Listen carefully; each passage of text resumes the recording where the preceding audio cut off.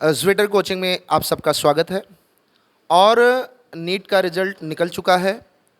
7 तारीख को ही नीट का रिज़ल्ट आ गया और उसी दिन हमारे दिमाग में या यूँ कह लें मेरे मन में एक विचार आया कि बच्चे सेलेक्ट होते हैं कोचिंग से, कोचिंग के बच्चों से बच्चे मिलते हैं, उनको तो बता ले जाते हैं, लेकिन हमारे वो बच्चे जो दूर दराज गांव में हैं, अगर वो नहीं पहुंच पाते हैं शहर को, तो कैसे जाने कि उनको तैयारी कैसे करनी चाहिए और बच्चा कहां से निकल करके भी सेलेक्ट हो जाता है। तो टॉपर्स टॉक एक प्रोग्राम हमने स्टार्ट किया है। टॉपर्स टॉक मतलब ऐसे बच्चे जो सेलेक्ट हो रहे हैं उनसे बातचीत किया जाए, उनके मन को कुरेदा जाए कि उन्होंने कितना समय दिया, कैसे काम किया, जिससे आज वो टॉपर्स बने। तो उसी कड़ी में नीट का रिजल्ट आया और इस समय जो हमारे साथ बैठे हुए हैं आप देख रहे होंगे, इनका नाम है शिवपूजन पटेल। तुरसमपुर गांव के रहने वाले हैं, पोस्ट हरदासपुर लगता है, टांडा अंबेडकर नगर के रहने वाले हैं।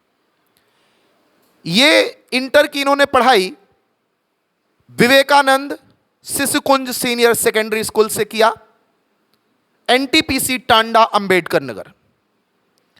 इनका जो पिछली बार नीट में नंबर था वो नीट 2021 में इनका 571 नंबर था, 571 मार्क्स था।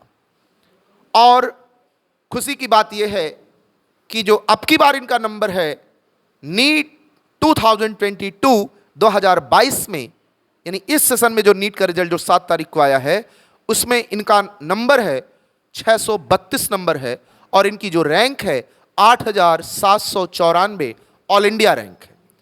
तो ये मैंने इनका आपसे परिचय दे दिया है। अब हमारे साथ में शिवपूजन पटेल जो सेलेक्ट हुए हैं, इनसे हम कुछ क्वेश्चन करेंगे और ये हमको बताएंगे। सबसे पहले तो हम आपका ज्वेटर कोचिंग में स्वागत करते हैं। Thank you sir. हम आपसे ये पूछना चाहते हैं कि जब आप नीट का पेपर देने गए तो आपको नीट का पेपर देखने के बाद कैसा फील हुआ? नीट के पेपर में हमने पहले बायोलॉजी करना शुरू किया। बायोलॉजी का पेपर टफ था, जो क्वेश्चन हमें नहीं आते थे हमने उनको छोड़ा, जो हमें लगता था कि इसे हम कर सकते हैं लेकिन ये हमसे टाइम लेगा, उस पर हमने सर्कल किया और आगे बढ़ते गए। एक राउंड जब हमारा पेपर कंप्लीट हो चुका, फिर हमने उन क्वेश्चन को कवर किया जिस पे हमने सर्किल किया था। उन सर्किल किए हुए क्वेश्चन में से कुछ क्वेश्चन हमने सॉल्व कर पाए, कुछ क्वेश्चन हमसे नहीं हुए, उनको हमने छोड़ दिया।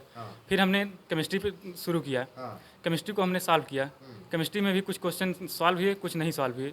जो नहीं सॉल्व हो पाए उन पे हमने सर्किल किया और आगे बढ़े। फिर हमने दोबारा रिपीट किया केमिस्ट्री का पेपर। केमिस्ट्री के पेपर में कुछ क्वेश्चन फिर सॉल्व हो पाए, कुछ नहीं सॉल्व हो पाए। जो नहीं सॉल्व हो पाए उनको छोड़ दिया हमने। फिर हमने फिजिक्स स्टार्ट किया। फिजिक्स को सॉल्व करते गए, कुछ क्वेश्चन सॉल्व हुए, कुछ नहीं सॉल्व हुए। जो नहीं सॉल्व हुए उनको दोबारा हमने रिपीट किया। फिर उसमें से जो सॉल्व हो पाया उसको हमने सॉल्व किया और कुछ क्वेश्चन हमसे छूट गए। फिर उसके बाद हमने OMR सीट भरा, फिर पेपर कंप्लीट हो गया। देखिए, सबसे इंपॉर्टेंट बात, इनकी बात से जो एक बात निकल करके आई कि पेपर को आपको 2 बार में करना है, 1 बार में नहीं। इन्होंने हर सब्जेक्ट को 2 बार में किया। इन्होंने बताया सबसे पहले बायोलॉजी किया, फिर केमिस्ट्री किया, फिर फिजिक्स किया। जो क्वेश्चन आते थे उसको इन्होंने पहले किया, जो नहीं आते थे इन्होंने उसको सर्कल किया। ऐसे ही केमिस्ट्री में किया, ऐसे ही फिजिक्स में किया। इससे आपको शायद एक अंदाजा ये लगा होगा कि पेपर का लेवल कैसा है और पेपर का आपको आइडिया लग गया होगा। यस सर, इससे हमको पता चला कि पेपर का लेवल कैसा है। बायोलॉजी टफ था और इससे एक टाइम मैनेजमेंट भी बेटर हो जाता है। वेरी गुड, बहुत सही बात इन्होंने कहा। जब आप पेपर को 2 बार में करते हैं तो आपको इससे एक अंदाजा ये भी लग जाता है कि टाइम मैनेजमेंट हमें कितना देना है, किस सब्जेक्ट में कितना टाइम लगना है और आपका पेपर छूटता नहीं है। टॉपर्स टॉक का मतलब ही यही है कि जो बच्चे हमसे जुड़े हैं उनको तो बेनिफिट हो ही, लेकिन वो बच्चे जो हमसे नहीं जुड़े हैं उनको किस प्रकार से बेनिफिट हो। तो ज्वेटर ने ये प्रोग्राम चालू किया है टॉपर्स टॉक। आपसे हमारा दूसरा क्वेश्चन है कि सबसे ज़्यादा आपके किस सब्जेक्ट में नंबर आ रहे हैं? हमारा सबसे ज़्यादा केमिस्ट्री में आ रहे हैं। केमिस्ट्री में हमने 43 क्वेश्चन सही किया है। अटेम्प्ट कितना किया था? हमने कंप्लीट अटेम्प्ट कर दिया था, 45 अटेम्प्ट किया था। अच्छा, इन्होंने केमिस्ट्री में 45 पूरे अटेम्प्ट किए थे और इनके सही कितने हुए? 43 सही है। 43 सही हुए। हाँ। 2 क्वेश्चन गलत हो गए हैं। 2 गलत हो। उसके बाद किस सब्जेक्ट में? उसके बाद हमारा फिजिक्स में है। फिजिक्स कितना है बेटा? फिजिक्स में हमारा 41 सही है। फिजिक्स में आपके 41 सही है। कितने क्वेश्चन छोड़े थे? 2 क्वेश्चन हमने छोड़ दिए थे। 2 क्वेश्चन छोड़ दिए थे, यानी अटेम्प्ट आपने 43 किए थे और आपके सही 41। Yes sir. अच्छा, और बायो में बेटा? बायो में सर हमने 2 क्वेश्चन छोड़े थे, हाँ। लेकिन हमारे 79 सही हो पाए। 79 सही हो यस पाए। सर। 2 क्वेश्चन आपने छोड़े थे, आपके 79 के मार्क्स आपको मिल रहे हैं। Yes sir. अच्छा, क्या तो ये इस प्रकार से इनका पेपर का इनका नंबर आया है।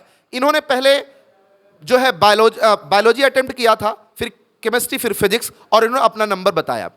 आप जरा मुझे बताइए, सबसे पहले जो आपने पेपर करते समय बायोलॉजी का पेपर शुरू किया? जी सर, हमने पहले बायोलॉजी किया फिर था। उसके बाद केमिस्ट्री किया? जी सर। फिर उसके बाद फिजिक्स किया? जी सर। क्या आप ये बच्चों को संदेश देना चाहते हैं कि सबसे पहले पेपर करते समय बायोलॉजी का ही करना चाहिए, या बच्चों को अपने सब्जेक्ट के अकॉर्डिंग करना चाहिए? जो सब्जेक्ट जिसे इजी लगता हो उसे पहले स्टार्ट करना चाहिए, क्योंकि इससे कॉन्फिडेंस आता है पेपर में, और पेपर के टाइम में कॉन्फिडेंस बहुत जरूरी चीज़ है, उसी से एनर्जी मिलती है। वेरी गुड, बहुत अच्छी बात बताई। जो सब्जेक्ट, इन्होंने तो बायोलॉजी अटेम्प्ट पहले किया, इनका कहना है जो सब्जेक्ट आपको इजी लगता हो उस सब्जेक्ट को सबसे पहले आप करना चालू करिए, उससे आपको कॉन्फिडेंस आएगा, और कॉन्फिडेंस पेपर में जब बना रहता है तो एनर्जी फील होती है और क्वेश्चन गलत भी नहीं होता है।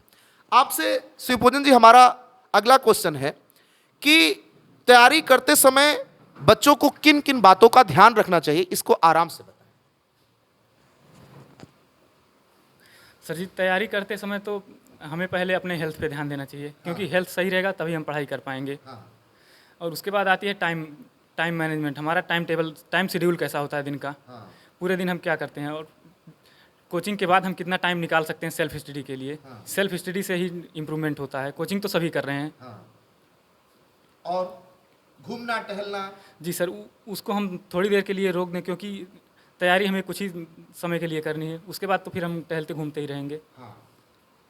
ठीक है। इन्होंने कहा कि तैयारी करते समय इनकी जो 2 बातें हैं, सबसे इंपॉर्टेंट बात बताई कि तैयारी करते समय इन्होंने कहा आपको अपनी हेल्थ का ध्यान रखना चाहिए, खाने पीने का ध्यान रखना चाहिए। दूसरी बात, आपको अपना टाइम मैनेजमेंट जरूर करना चाहिए। टाइम मैनेजमेंट से आपका सेल्फ एनालिसिस से है? जी सर। टाइम मैनेजमेंट का मतलब इनका है कि आप अपना सेल्फ एनालिसिस, खुद अपना एनालिसिस करते रहिए कि आप कहां पहुंच रहे हैं और आप कैसा कर रहे हैं। ठीक है, आपको लगता है कि ज्विटर इंस्टीट्यूट आपके लिए या नीट की तैयारी करने वालों के लिए कैसा प्लेटफॉर्म रहेगा? ज्विटर इंस्टीट्यूट नीट की तैयारी करने वालों के लिए बहुत अच्छा प्लेटफॉर्म है। हाँ, किन बातों से लगता है कि ज्विटर इंस्टीट्यूट सबसे अच्छा है? यहाँ पे रेगुलरिटी मेन चीज़ है, रेगुलरिटी, और एक एक बच्चों पे पूरा ध्यान दिया जाता है।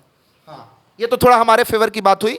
हमने इनसे पूछा कि आप ज्विटर का प्लेटफॉर्म आपको कैसा लगता है, तो इन्होंने बताया कि ज्विटर में रेगुलरिटी बहुत मेंटेन रहती है और एक एक बच्चों का ध्यान दिया जाता है। तो ज्विटर मतलब आपको अच्छा लगा? हाँ, ज्विटर को आप नीट के कितने करीब मानते हैं? यानी कि अगर कोई बच्चा ज्विटर में तैयारी करे और मेहनत से करे तो कितने समय में बच्चा ज्विटर में पढ़ने के बाद अपने सिलेक्शन को पा सकता है? सर, ज्विटर नीट से पीछे नहीं है। ज्विटर को जो फेस कर सकता है कंप्लीटली, वो 1 साल में सिलेक्शन ले सकता है। वाह, बहुत अच्छी बात इन्होंने कहा। इन्होंने कहा ज्विटर को जो फेस कर सकता है, यानी ज्विटर की मेहनत को समझ सकता है, जो ज्विटर के साथ मेहनत करने के लिए तैयार हो सकता है, वो 1 साल में भी सेलेक्ट हो सकता है।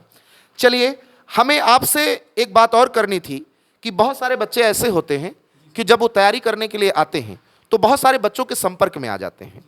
उनको क्या ऐसे बच्चों से दूर रहना चाहिए जो बच्चे निगेटिव करते हैं? उससे कई बार अच्छे बच्चों का भी घाटा हो जाता है।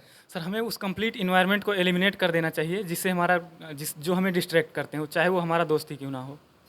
एक शब्द में जितनी ऊंची बात इन्होंने कहा है कि दोस्ती नहीं, हमें उस कंप्लीट सारी चीजों को एलिमिनेट मतलब हटा देना चाहिए जो तैयारी में बाधा बनती हो।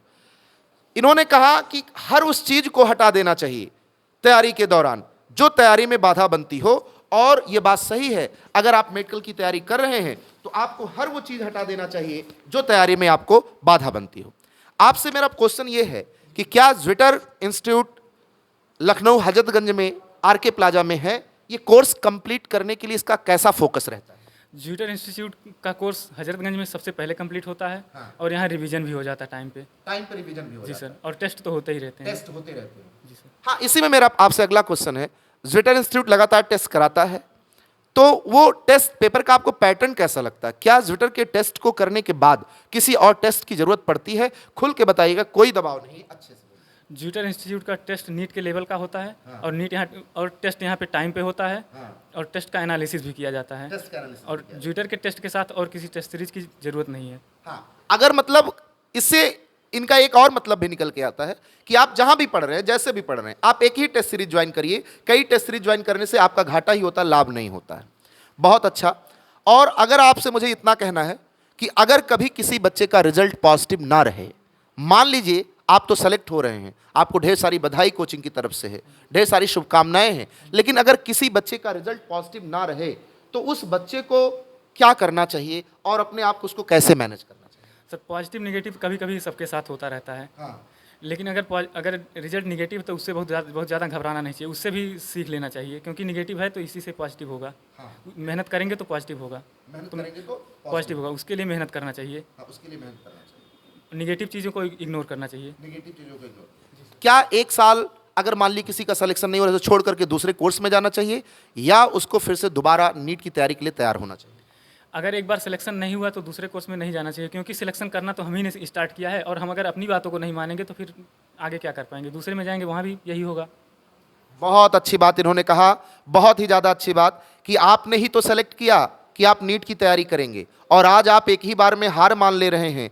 तो आप ऐसे दूसरे भी अगर कोर्स में जाएंगे तो वहाँ अगर आपको कुछ लगेगा तो वहाँ भी आप हार मान लेंगे। इस नाते अगर आपने नीट को आपने सेलेक्ट किया है तो निश्चित तौर पर जब तक नीट आपको ना सेलेक्ट कर ले तब तक आपको नीट के लिए लगे रहना चाहिए और तैयारी करते रहना चाहिए।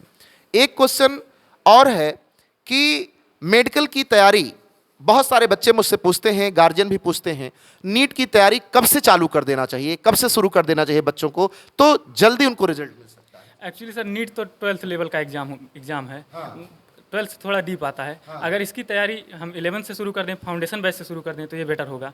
क्योंकि जो हमें सुपरफिशियली स्कूलों में सुपरफिशियली पढ़ाया जाता है, वही चीज़ हमें यहाँ डीपली पढ़ा दिया जाता है। अगर हम मेहनत से 11th-12th मेहनत कर दें किसी कोचिंग में फाउंडेशन करके, और साल भर साथ लगे रहे दोनों साल 11th और 12th, तो फाउंडेशन के साथ साथ हमारा नीट निकल सकता है।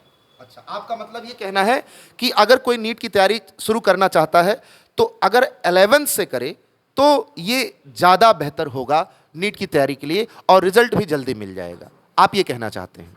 कोई मैसेज देना चाहेंगे बच्चों को, या जो ज्विटर कोचिंग में पढ़ रहे हैं, या पूरे जो बच्चे आप तो सफल हुए, जो बच्चे सफल नहीं हो पाए उनके लिए कोई मैसेज? हमें अपने पिछले साल वाले, अगर हमारा पिछला अच्छा नहीं हुआ तो उस पर हमें ध्यान नहीं देना चाहिए। हमें आगे मेहनत करते रहना चाहिए, क्योंकि नंबर मेहनत करने से ही बढ़ता है। और प्रैक्टिस मेन चीज़ है। और हम लोगों के लिए जो टफ पड़ता है वो फिजिक्स है। बायोलॉजी और केमिस्ट्री तो हर कोई मैनेज कर सकता है, लेकिन फिजिक्स मैनेज करना मुश्किल होता है। और फिजिक्स करने के लिए प्रैक्टिस मेन चीज़ है, प्रैक्टिस करते रहना चाहिए। इन्होंने बताया कि ऐसे लोग जो लोग रिजल्ट जिनका पॉजिटिव नहीं हुआ है उनको घबराना नहीं चाहिए, उनको लग करके मेहनत करना चाहिए और अपने पिछले से सीखते हुए उनको आगे बढ़ना चाहिए। और इनका कहना है कि फिजिक्स जितनी ज़्यादा प्रैक्टिस करेंगे, केमिस्ट्री जितनी ज़्यादा प्रैक्टिस करेंगे, उतना बेहतर आप रिजल्ट की तरफ बढ़ेंगे। आप इनका सब मिला करके जो मैं बात करके समझ पाया, मैं यही जाना कि आपको मेहनत करना है, आपको निराश नहीं होना है, आपको किसी चीज़ों में उलझना नहीं है। और लखनऊ में ज्विटर कोचिंग आपका इंतज़ार आपके बेहतरी के लिए कर रही है, और ज्विटर कोचिंग आप सभी को पलक पावड़े बिछा करके आपका इंतजार करेगा। आप आएँ और आप अपने सिलेक्शन को, अपने गोल को अचीव करें। उसमें जितना हो सकता है हमारे वो बच्चे जो सेलेक्ट हुए हैं, हमारे टीचर्स, हम लोग सब लोग मिल करके उन बच्चों को मेडिकल कॉलेज तक पहुंचाने के लिए और उनका सपना पूरा करने के लिए प्रतिबद्ध हैं। अगर आपको मेरा ये वीडियो पसंद आए और हमारे इस बच्चे के साथ जो बातें की गई हैं उसमें लगे कि ये सारी चीज़ें सही हैं, तो मैं चाहूँगा लाइक और कमेंट करना ना भूलें। और अगर कुछ आपका कोई और क्वेश्चन होता है तो आप कमेंट बॉक्स में ज़रूर छोड़िएगा। हम किसी अगले बच्चे के साथ, इसी साल सेलेक्ट हुए बच्चे के साथ, इसी कोचिंग में पढ़े हुए बच्चे के साथ हम अगला इंटरव्यू करेंगे, और वो अगर कमेंट में आप डाल देंगे तो उसके साथ हम वो आपका क्वेश्चन पूछ लेंगे कि उस चीज़ को बच्चे ने कैसे हैंडल किया। ज्विटर कोचिंग को आप सब्सक्राइब करना ना भूलें, ज्विटर कोचिंग को भी ना भूलें। आप ज्विटर कोचिंग अच्छे से कोर्स कंप्लीट करा रही है, प्रॉपर अच्छे से टेस्ट करा रही है। आप मेडिकल के किसी भी प्रोग्राम के लिए आना चाहते हैं तो जुटर कोचिंग में आपका स्वागत है। Thank you.